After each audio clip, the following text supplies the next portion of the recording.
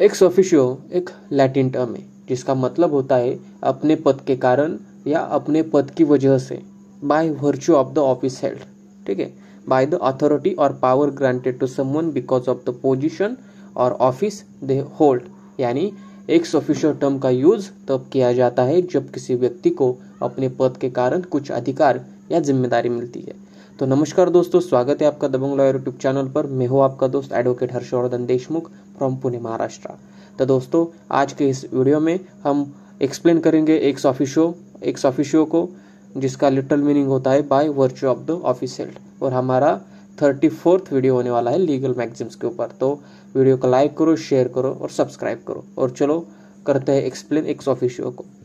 तो ex officio एक Latin term है जिसका मतलब होता है bye virtue of the office held, और अगर इसको हिंदी में कहे तो अपने पद के कारण या अपने पद की वजह से।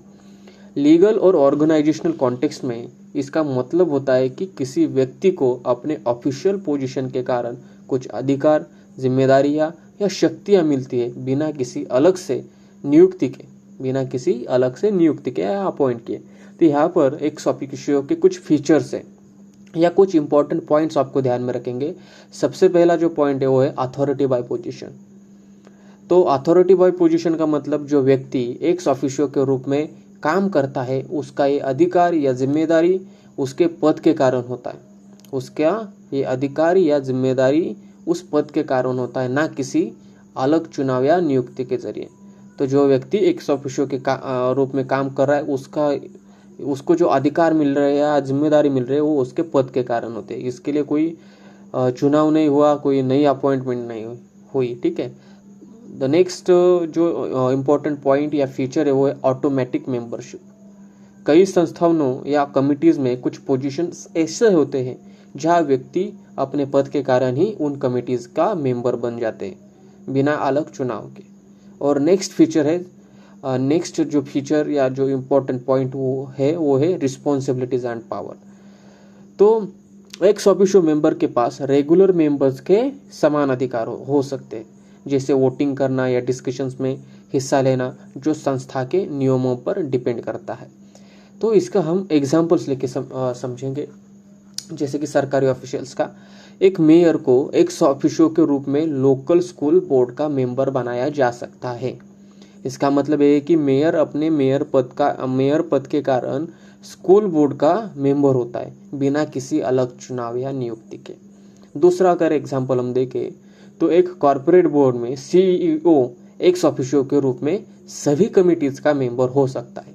इसका मतलब है कि सीईओ को हर कमिटी के मीटिंग्स में हिस्सा लेने का अधिकार होता है, चाहे उसे फॉर्मली उस कमिटी में अपॉइंट नहीं किया गया हो। ठीक है। तो कई और एक एग्जांपल लेके देखते हैं। कई यूनिवर्सिटीज में यूनिवर्सिटी के प्रेसिडेंट को एक्स ऑफिशियो के रूप में फैकल्टी सीनेट या एकेडमिक काउंसिल का मेंबर बनाया जाता है। इसका मतलब है कि प्रेसिडेंट बिना चुनाव या नियुक्ति के इन काउंसिल्स में हिस्सा ले सकते हैं और डिसीजंस और डिस्कशंस और डिसीजंस में शामिल हो सकते हैं। तो एक्स ऑफिशियो टर्म का यूज तब किया जाता है जब किसी व्यक्ति को अपने पद के कारण कुछ अधिकार या जिम्मेदारी मिलती है। ये गवर्नेंस और डिसीजन मेकिंग को आसान बनाता है, क्योंकि व्यक्ति को अलग अपॉइंट की जरूरत नहीं होती, बल्कि अपने करंट पोजीशन के कारण ही उन्हें पावर्स मिल जाती है। तो आई होप आपको एक्स ऑफिशियो का मतलब पता चला हो, एक्सप्लेनेशन अच्छी लगी हो। वीडियो पसंद आए तो लाइक करना, शेयर करना और ऐसे मोर इन्फॉर्मेटिव वीडियोस के लिए दबंग लॉयर यूट्यूब चैनल को सब्सक्राइब करना।